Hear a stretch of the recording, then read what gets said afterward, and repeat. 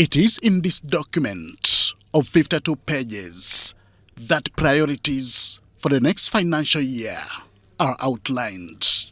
Inside it are details of what the 2024-2025 budget strategy focuses on.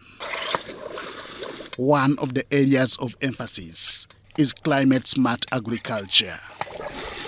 In terms of resource allocation, this is just in line with how it is being handled in the current financial year. This has included a provision of US dollars 354 million this financial year for the following. 1. Mechanization. US dollars 121 million dollars.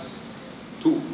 Seed multiplication and research, 47 million US dollars.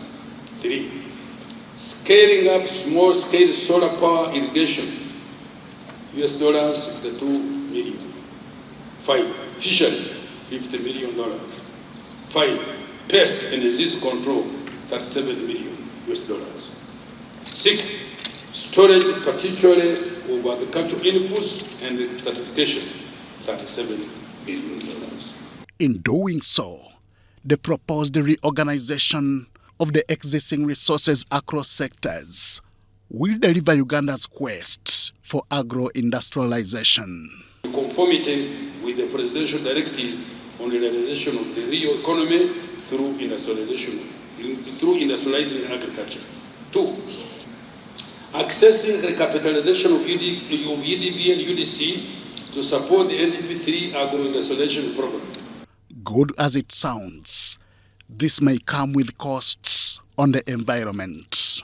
This is why ecologically oriented Ugandans want to see environmentally friendly development.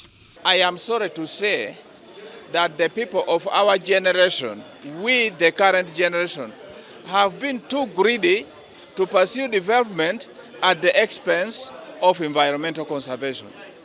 And one day, a similar thing that has happened to Libya will happen here in Uganda, in as long as we continue to pursue development in a total disregard of environmental conservation.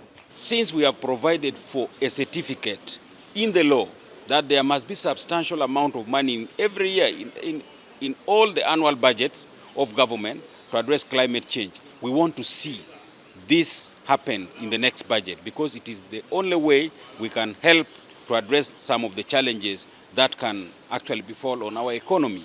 These arguments are in agreement with the theme of the budget strategy of full monetization of Uganda's economy through commercial agriculture, industrialization, expanding and broadening services, digital transformation, and market access.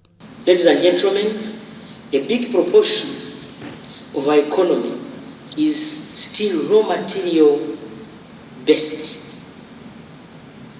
With the availability of a more skilled labor force and supporting infrastructure such as electricity in the industrial parks, as well as the security of everyone, our focus is now on value addition and industrialization of our economy. Nabbanja, who officiated at the pre-budget conference, says the target is to consolidate on the gains of the current financial year.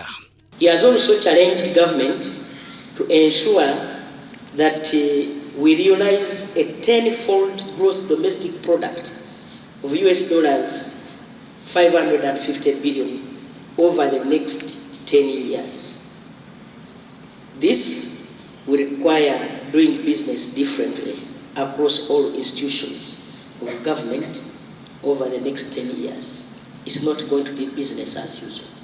Whereas there are calls for some adjustments, both local government and parliamentarians agree that the budget strategy is timely. We are a country, we can really fund our own sectors without necessarily depending on others. If they come in, there's no problem. we do welcome them. The 2024-2025 financial year is the last year of implementing the third National Development Plan. This makes it imperative to take into account the mid-term review of recommendations to ensure accomplishment of all the planned objectives. Henry Okrut, UBC. Management system undertake